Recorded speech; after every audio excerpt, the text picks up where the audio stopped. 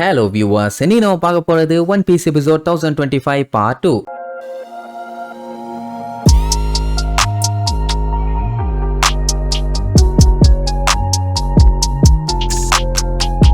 Open பண்ணா நம்ம சாப்பரு அந்த குயினுக்கு நான் ரக்கூன் இல்லடான்னு கல்தா மாட்டிலேயே ஒன்னு சொப்புன்னு வச்சான்ல, அது சொல்ல போனா கொஞ்சம் தாறுமாறான அடிதான். ஏன்னா குயினுக்கே கிரிகள் விட்டு பைய பேன்னு கிடப்பான். இதனால எல்லாத்துக்குமே சந்தோஷம். ஏன் அவனோட ஆளுகளுக்கே அவ்வளவு ஹாப்பி. பின்ன கூட இருக்க அவன் ஆளுகளையே கொடூரமா பாத்துக்கிட்டான்னா அவனுங்களும் கொஞ்சம் கொலவெறித்தனமா வேலையை பார்க்கத்தானே செய்வாங்க. அந்த டைம் குயினோட மூக்க காட்டுறாங்க, தக்காளி சாசு தாறுமாறா ஊத்தி இருக்குது. சரி இதோட அவன் சோழி முடிஞ்சிரும்னு பார்த்தா அதான் இல்ல, மறுபடியும் எந்திரிச்சிட்டான். அவனே நான் ரக்கூன் இல்லன்னு 100 நேரம் சொல்லிட்டான். மறுபடியும் எந்திரிச்சவன் எவ்வளவு தைரியம் இருந்தா என் மேல கைய வைப்ப? என் ஐசோனி வைரஸ நீ காலி பண்ணிட்ட, இப்போ என்னைய அடிச்சு நீ காலி பண்ண பாக்குற, அதுக்காகவே நான் உன்னைய பொழக்காம விட மாட்டேன்னு அவனுக்கு வெறி. மெடிசனை எப்பவுமே கரெக்டான விஷயத்துக்கு யூஸ் பண்ணும், அதை இப்படி யூஸ் பண்ணிருக்கானேன்னு சாப்பருக்கு கொலை வெறி. அவன் நீ வெறும் ஒரு சின்ன கப்பலுக்கு டாக்டர் தான்டா, ஆனா நான் எவ்வளவு பெரிய ஆள் தெரியுமான்னு சொல்லிட்டு அவன் மறுபடியும் வாயில இருந்து லேசர் பவர் எல்லாம் எடுத்து நம்ம சாப்பரை அட்டாக் பண்ண போவான். அதை பார்த்த மார்க்கோ சும்மா இருப்பானா? அந்த வேகத்துல அவன் வாயிலேயே ஒரு மிதி 10 பல்ட்டி அடிச்சு போய் விழுவான். இப்ப பாத்தீங்கன்னா குயினு கிங்க தவிர அங்க இருக்க அத்தனை பேருமே இப்போ ஒரே சைடு தான், அதுவும் நம்ம சைடு. இந்த குயினையும் கிங்கையும் மட்டும் காலி பண்ணிட்டாங்கன்னா போதும், அடுத்த ஸ்டேஜுக்கு போய் அங்க இருக்கவங்க எல்லாத்தையுமே பழந்து கட்டிடலாம். ஆனா அந்த குயின் பாத்தீங்கன்னா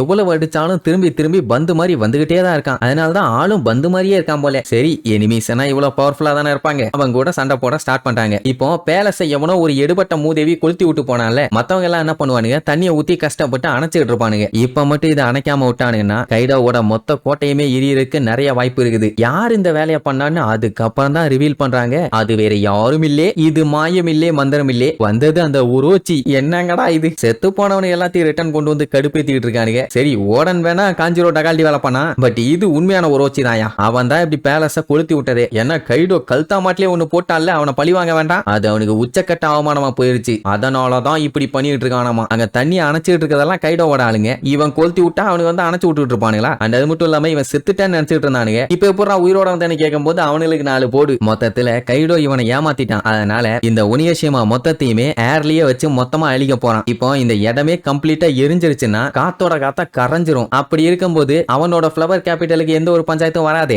எப்படி அவனோட பிளான பாத்தீங்களா? ஆனா இது நம்ம ஆளுக்கு ஒரு பாசிட்டிவான விஷயம் தான். மொத்தத்துல கைடோ இவனை தொட்டதுக்காக அவனை வருத்தப்பட வச்சு கொல்ல போறேன்னு சொல்லிட்டு வெறியோட போயிட்டு இருக்கான். இல்ல அந்த ஃபுக்குரோகோஜி இவனுக்கு சப்போர்ட்டிங் என்ன பண்ண போறானுங்களோ தெரியல. அப்படியே கட் பண்ணா அங்க கைடோவும் பிக்மாமும் தொட்ட முடியாத அளவுக்கு பயங்கர பவர்ஃபுல்லா இருக்காங்க. 5 பேரும் என்ன பண்றதுன்னே தெரியாம முழிச்சிட்டு இருக்கானுங்க. இனி முழிச்சு என்ன பண்றது, ஹை வோல்டேஜ் கரண்ட்ல கொண்டு போய் கைய வச்சுட்டாருங்க. இனி அதை ஹேண்டில் பண்ணித்தானே ஆகணும்.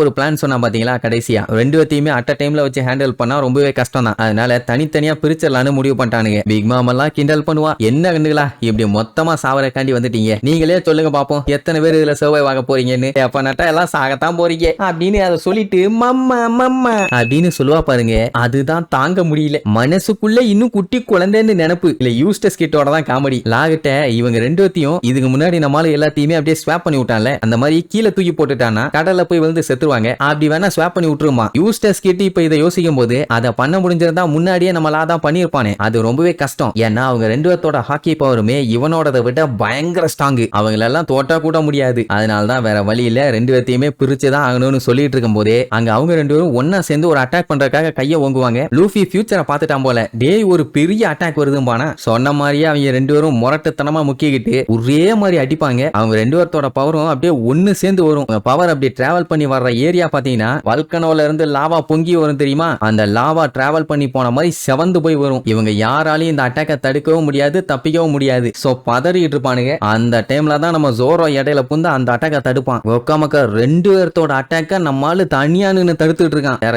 யாரும் இல்ல ஹெல்ப்புக்கு. அது மட்டும் இல்லாம மத்தவங்க எல்லாத்தையும் தப்பிச்சு போக சொல்லுவான். ஏன்னா சிக்குனா செதறு தேங்காதான். அந்த பவரை இவங்க யாராலையுமே பார்க்க கூட முடியல. அப்படி ஒரு ஸ்ட்ராங்கான பவர். இந்த அட்டாக்ல மட்டும் சிக்குனா டெஃபினட்டா நம்ம எல்லாருமே காலி. செத்தா நான் மட்டும் செத்துக்கிறேன், நீங்க எல்லாம் தப்பிச்சிருங்கிற மாதிரி தான் சொல்லுவான். அப்புறம் ஜோரோ எப்படியே கஷ்டப்பட்டு அந்த அட்டாக்கை தடுத்துட்டான்னு வைங்க. இப்படி ஒரு சவுண்டை கீழே இருக்கவங்க எல்லாம் கேட்டுட்டு ஆடி போயிட்டாங்க. என்னடா சண்டை அங்க வேற லெவல்ல நடக்குது போலேன்னு. இப்படி அட்டாக்க வெறித்தனமா பண்ணி முடிச்சுட்டு எல்லாம் எங்க போனாங்கன்னு தேடி பார்ப்பாங்க. யாருமே இருந்த மாதிரி இல்ல. எல்லாம் கஷ்டப்பட்டு அதுல இருந்து எஸ்கேப் ஆயிட்டாங்க. உயிரோட தப்பிச்சதே பெரிய விஷயம்ட்டு ஒரு ஓரமா உட்கார்ந்துட்டு இருப்பானுங்க. ஜோரோவோட நிலைமை தான் மோசம். அவன் ஒரு சைடு முக்கிட்டு இருப்பான். யூஸ்டஸ் கிட்டே பாராட்டுவான். பரவாயில்ல ஜோரோ, நீ கொஞ்ச நேரம்னாலும் கரெக்டா வந்து தடுத்திருக்க, ரொம்ப ரொம்ப தேங்க்ஸ்னு வேற சொல்லுவான். சரி இந்த லூஃபி எங்க போனா அப்படின்னு பார்த்தா அவன் அங்க அட்டாக் பண்ண கிளம்பியாச்சு. நம்ம பயலுக்கு எங்க பொறுமை இருக்குது, ஏன்னா ஜோரோ பட்ட கஷ்டத்தை பார்த்தோன்னே வெறியாயிருச்சு போல. கைடோ செத்தடான்னு சொல்லி அவன் கத்துக்கிட்ட அந்த யூவா பவர் எடுத்து கைய பாத்தீங்கன்னா பெரிய சைஸுக்கு மாத்த மாட்டான், அதே சின்ன சைஸ்ல லாங் டிஸ்டன்ஸுக்கு கொண்டு போவான். ஏன்னா அப்பதானே இழுக்கும் போது பயங்கர ஃபோர்ஸோட வரும். அது மட்டும் இல்லாம அந்த யூவா ஹாக்கி பவர் யூஸ் பண்ணி அடிக்கும் போது கைடோவோட மண்டையும் செதறதாங்க ஆயிரும்ல. எப்படி பிளானிங் அப்படி இழுத்து